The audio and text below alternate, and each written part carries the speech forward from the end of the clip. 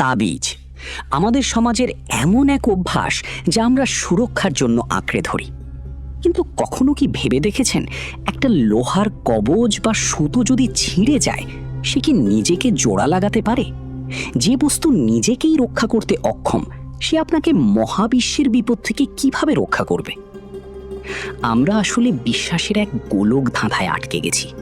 আজ আমরা এমন এক সত্যের মুখোমুখি হব যা আমাদের দীর্ঘদিনের লালন করা অভ্যাসে বড় একটা ঝাঁকুনি দেবে। কারণ দিন শেষে আপনার ঈমান কোনো সুতোই ঝুলে থাকতে পারে না। একটি গাছের কথা চিন্তা করুন। তার আসল শক্তি কিন্তু মাটির নিচের শেকড়ে। শেকড় যদি মজবুত থাকে, তবে গাছকে ধরে রাখার জন্য কোনো বাড়তি খুঁটির দরকার হয় না।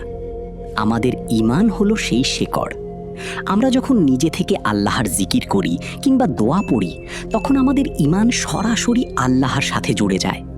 কিন্তু যখন আমরা আমল ছেড়ে দিয়ে তাবিজে ভরসা করি, তখন আমরা আসলে একটা কৃত্রিম খুঁটির ওপর নির্ভর করছি। আপনি কি চান আপনার জীবনের নিয়ন্ত্রণ একটি জড় বস্তুর কাছে থাকুক, নাকি সরাসরি আপনার সৃষ্টিকর্তার কাছে? পবিত্র কোরআনে আল্লাহ বলছেন, যদি আল্লাহ তোমার কোনো ক্ষতি করতে চান, তবে তিনি ছাড়া তা মোচনকারী আর কেউ নেই। সূরা আনাম 17।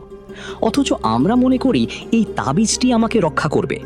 নবীজি সাল্লাল্লাহু আলাইহি ওয়াসাল্লাম অত্যন্ত কঠোরভাবে সতর্ক করে বলেছেন, যে ব্যক্তি তাবিজ ঝুলালো সে শিরক করল। মুসনাদে আহমদ। নবীজি সাল্লাল্লাহু আলাইহি ওয়াসাল্লাম যখন অসুস্থ হতেন বা কোনো বিপদ আসত, তিনি সূরা ইখলাস, ফালাক ও নাস পড়ে নিজের শরীরে ফু দিতেন। পবিত্র কালাম এসেছে পড়ার জন্য এবং তা দিয়ে আমল করার জন্য, শরীরে মৃত বস্তুর মতো ঝুলিয়ে রাখার জন্য নয়। আমরা কেন এসবের পেছনে ছুটি? কারণ আমরা অনেক সময় অলসতা করি। আমরা চাই নিজে কিছু না করে একটা শর্টকাট উপায়ে সুরক্ষা পেতে। আমরা কোরআন পড়তে চাই না, কিন্তু কোরআনের আয়াত লেখা কাগজ ব্যাগে ভরে রাখতে চাই। কিন্তু মনে রাখবেন, আল্লাহর সাহায্য কোনো শর্টকাটে আসে না, আসে একনিষ্ঠ বিশ্বাসের মাধ্যমে।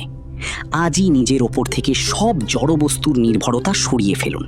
বিপদে পড়লে সরাসরি সিজদায় গিয়ে তাঁর কাছে সাহায্য চান, যিনি আপনার হৃদস্পন্দন নিয়ন্ত্রণ করেন।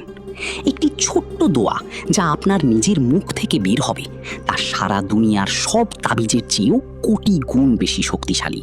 ঈমানকে কবজেবন্দি করবেন না, একে ছড়িয়ে দিন আপনার আমলের মাধ্যমে। নিজের সুরক্ষা নিজেই নিশ্চিত করুন নবীজি সাল্লাল্লাহু আলাইহি ওয়াসাল্লামের শেখানো সেই দোয়াগুলোর মাধ্যমে। ভিডিওটি শেয়ার করে আপনার পরিচিতদের এই অন্ধবিশ্বাস থেকে বেরিয়ে আসতে সাহায্য করুন।